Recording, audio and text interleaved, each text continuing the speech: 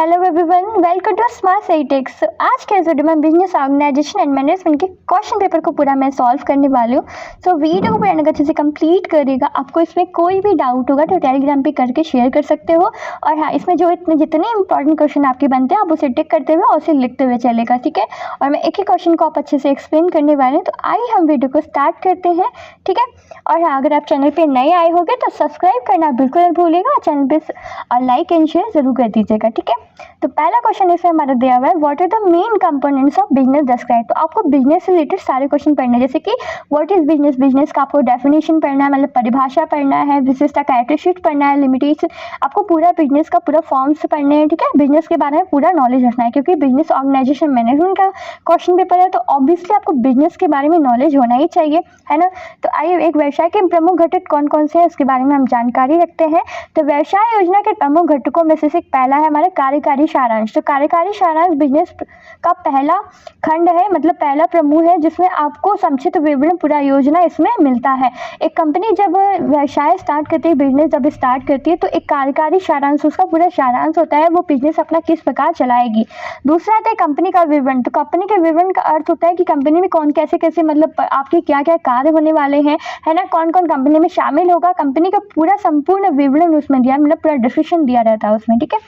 And next आता है बाजार विश्लेषण। तो बाजार मार्केटिंग एनालिसिस के बारे में बताई हूँ आपको कि बाजार विश्लेषण क्या है। तो मार्केटिंग पहले हम एनालाइज करेंगे ना कि हमें किस बिजनेस को ज़्यादा प्रॉफिटेबल है और किस बिजनेस को ज़्यादा अच्छे से करना चाहिए ताकि मुझे एक्स्ट्रा से एक्स्ट्रा प्रॉफिट हो सके। नेक्स्ट आता है संगठन और प्रबंधन, ऑर्गेनाइजेशन एंड मैनेजमेंट। तो संगठन बनाना सबसे प्रमुख कार्य होता है, क्योंकि बिजनेस हम संगठन बना के ही कार्य कर सकते हैं ना, क्योंकि बिजनेस एक अकेले पर्सन के लिए तो पॉसिबल नहीं। अगर किसी कंपनी को स्टार्ट करते हैं तो हमें कुछ व्यक्तियों की जरूरत पड़ती है, एंड मैनेजमेंट की भी उतनी ही जरूरत पड़ती है कि हम मैनेज किस प्रकार से कर रहे हैं, ठीक है। उत्पादन लाइन, तो उत्पादन मतलब हम किस चीज़ का उत्पादन कर रहे हैं, उसके क्या क्या प्रोसेस होंगे, है ना। एंड बाद नेक्स्ट आता है विपणन और बिक्री। तो विपणन मतलब मार्केटिंग और आपका जो सेल्स होगा उसके बारे में आपको नॉलेज होना चाहिए।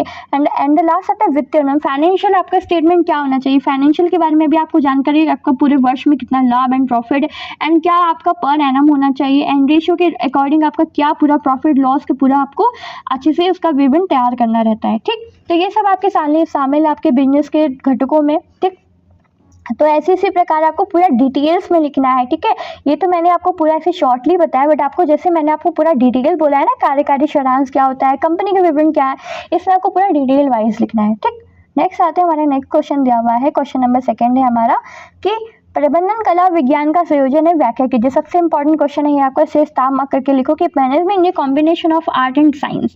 तो इसके बारे में आपको थोड़ा सा एक्सप्लेन कर देता हूँ कि मैनेजमेंट एक आर्ट और साइंस कला है, क्यों है इसके बारे में देखिए। क्योंकि इसमें संगठनों के भीतर प्रभावी ढंग से नेतृत्व करने और निर्णय लेने की कला की रचनात्मक और अंतर ज्ञान के साथ साथ आपका विज्ञान के व्यवस्थित ज्ञान और सिद्धांतों को शामिल किया जाता है। मतलब इसमें क्या साइंस और कला क्यों है, क्योंकि विज्ञान के साथ साथ हमारे सिद्धांतों को भी शामिल किया जाता है, व्यवस्थित ज्ञान होना चाहिए हमारा। मतलब हम किसी भी कंपनी को अगर स्टार्ट कर रहे हैं तो हमें उसका नॉलेज तो होना चाहिए ना, उसके अंदर का हमें उसकी साइंटिफिक रीजन भी पता होना चाहिए कि हम रचनात्मक कार्य क्या करें, मतलब कला का मतलब क्या, जिसमें हम आर्ट के तरीके, मतलब हमने बिजनेस को कैसे डिजाइन कर रहे हैं, किस प्रकार से हमने बिजनेस को डिजाइन करेंगे, कैसे उसका प्रचलन करेंगे, कैसे उससे मतलब एडवर्टाइजिंग करेंगे, ये सब एक मैनेजमेंट का एक आर्ट और कला ऐसे ही होता है, ठीक। नेक्स्ट आते हैं, हमारा नेक्स्ट क्वेश्चन दिया हुआ है आपका ई कॉमर्स का क्या है और ई कॉमर्स के विभिन्न श्रेणियों का बताइए, ई कॉमर्स के लाभों और हानियों का वर्णन करना है। तो e commerce is very most important, क्योंकि आपका ये क्वेश्चन बनने ही वाला है। एंड पहला इसमें पूछा है कि ई कॉमर्स क्या होता है। तो ई कॉमर्स वेबसाइट में आमतौर पर एक वर्चुअल स्टोर फ्रंट शामिल होता है, ठीक है, जिसमें एक प्रत्येक उत्पाद के लिए एक शीर्षक चित्र और विवरण बनाया जाता है, ठीक है। इलेक्ट्रॉनिक कॉमर्स, जब कोई ग्राहक कोई ऐसा उत्पाद पता है जिसे वो खरीदना चाहता है तो वह उसे अपनी शॉपिंग कार्ट में जोड़ सकता है और अपने डेबिट या क्रेडिट कार्ड का उपयोग करके उसे चेकआउट कर सकता है। तो इसका मतलब क्या है, ई कॉमर्स का वेबसाइट्स का मतलब होता है अगर बिजनेस के थ्रू जाएंगे तो जैसे जैसे बड़ी बड़ी कंपनीज हो गए ना, जैसे मार्केटिंग, मतलब क्या फ्लिपकार्ट, मीशो, ये सब वगैरह, जैसे अमेजॉन वगैरह है, तो ये सब हमारा ई कॉमर्स के थ्रू ही हमारे सारे बिजनेस कर रहे हैं ना। क्योंकि अगर हम कोई चीज़ अगर हमें पसंद आती है तो पहले उसे हम डिजिटली माध्यम से उसे हम ई कार्ट में शामिल करते हैं, तो बाद में उसे हम क्रेडिट कार्ड या डेबिट कार्ड के माध्यम से उसे परचेज करने के लिए सोचते हैं, है ना। तो इसी को कहते हैं ई कॉमर्स वेबसाइट, ठीक। नेक्स्ट आते हैं, हमारा नेक्स्ट क्वेश्चन इसमें दिया हुआ है आपका देख लेते हैं। वेबर के औद्योगिक स्थान का निर्धारण के निगात्मक सिद्धांत का आलोचनात्मक परीक्षण कीजिए। वेबर्स थ्योरी आपको बतानी है, तो वेबर्स थ्योरी को अच्छे से पढ़ लीजिए। Critically examine the Weber's deductive theory के बारे में आपको अच्छे से पढ़ना है। तो वेबर की थ्योरी के बारे में आपको थोड़ा सा बता देती हूँ। तो वेबर सिद्धांत वेबर के औद्योगिक स्थान का मॉडल के अनुसार, आप ना इसे हेडिंग में लिखना, वेबर सिद्धांत वेबर औद्योगिक स्थान के मॉडल के अनुसार इसे हेडिंग में लिखना, ठीक है। एंड बल ब्लैक पेन से इस हेडिंग में लिखोगे ना, तो क्या एग्जामिनर आपका पुटअप करेगा कि आप क्या फट से आंसर उसका दिए हो, ठीक है। तो उद्योग का स्थान उनके द्वारा उपयोग किए जाने कच्चे माल के प्रकार पर निर्भर करता है ना। उनके जो कच्चे माल होंगे वो किस स्थान पर ज़्यादा से ज़्यादा उपयोग हो पाएंगे। यदि उत्पादन के दौरान कच्चे माल का वजन बहुत कम हो जाता है या अशुद्ध हो जाता है, तो उद्योग को कच्चे माल के स्रोत के निकट स्थान निर्धारित करनी चाहिए, ठीक। नेक्स्ट आता है हमारा नेक्स्ट क्वेश्चन में क्वेश्चन दिया हुआ है कि डिफाइन बिजनेस कॉम्बिनेशन, व्यवसायिक संयोजन को परिभाषित कीजिए। व्यवसायिक संयोजन को बनाने वाले कौन कौन से तत्व उत्तरदायित्व होते हैं। तो मैं एक थोड़ा सा आपको इंपॉर्टेंट कुछ बता रही हूँ कि अगर आपका सिलेबस इसी पेपर के अकॉर्डिंग है तो आप इसी पेपर को बहुत अच्छे से कंप्लीट करके जाइएगा। और हाँ, किसी भी वीडियोज़ को मेरा कहना है कि आप कभी भी अगर यूट्यूब पे या किसी वीडियो पे आप देख रहे हो तो पहले अपने सिलेबस को एक मैच कर लेना चाहिए उस वीडियो से, ठीक है। आपने सिलेबस के हिसाब से ही वीडियो को कंप्लीट करिए एंड उसी सिलेबस के हिसाब से अपनी स्टडी करिए। बिकॉज अगर आपको सिलेबस मैच नहीं कर रहा है तो उस वीडियो को मत देखिए, क्योंकि आपको कोई काम का ही नहीं है वो वीडियो अगर आपके सिलेबस के अकॉर्डिंग नहीं है, ठीक है। तो सिलेबस के अकॉर्डिंग ही पढ़िए जिससे आपका फुल ऑफ फुल नॉलेज हो और आपके फुल ऑफ फुल मार्क्स आए, ठीक। मेरा ये इंपॉर्टेंट नोटिस आप जरूर याद करिएगा। नेक्स्ट क्वेश्चन है, क्वेश्चन नंबर 4 है, व्यावसायिक संयोजन को परिभाषित कीजिए। व्यावसायिक संयोजन के बनाने वाले तत्वों की विवेचना कीजिए, ठीक है। बिजनेस कॉम्बिनेशन से रिलेटेड क्वेश्चन पढ़ लीजिएगा। नेक्स्ट आते हैं क्वेश्चन नंबर 5 हमारा एल्टर मेयो के प्रभाव सिद्धांत बतानी है। एल्टर मेयो के बारे में थोड़ा सा बता देती हूँ। मेयो के सिद्धांत बताते हैं कि उत्पादकता में कमी ध्यान की कमी के कारण उत्पन्न हो सकती है, ठीक है। पर्यवेक्षकों के प्रबंधों के अनुसार प्रबंधकों में व्यक्तिगत स्तर कर्मचारियों में बातचीत करने के अलावा सिखाया जाता है, कुछ बताया जाता है, ठीक है। अपने जीवन में उनको प्रेरणा दी जाती है और व्यक्तिगत जीवन के बारे में बताया जाता है, ठीक। नेक्स्ट आते हैं हमारा नेक्स्ट ये है कौशल विकास के मूवमेंट के बारे में बताना है। व्यवसायिक नैतिकता, अधिकार एवं उत्तरदायित्व के बारे में बताना है, ठीक है।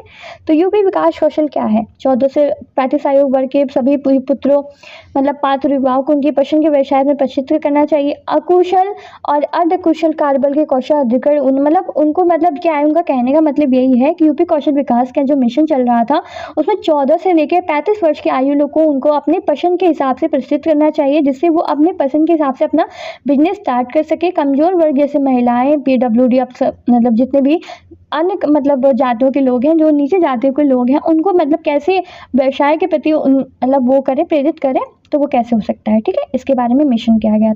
तो नेक्स्ट में पूछा था व्यवसाय नैतिकता का तात्पर्य बताना था, ठीक है। व्यवसाय नैतिकता का तात्पर्य विवादास्पद विषयों में संबंध में उचित व्यवसायिक नीतियों और प्रथाओं को लागू करने से। नैतिकता की चर्चा में सामने वाले कुछ मदों में कॉर्पोरेट प्रशासन, अंदरूनी व्यापार, रिश्वतखोरी और भेदभाव, सामाजिक जिम्मेदारी और प्रत्यय जिम्मेदारी शामिल है, ठीक है, व्यवसाय नैतिकता में।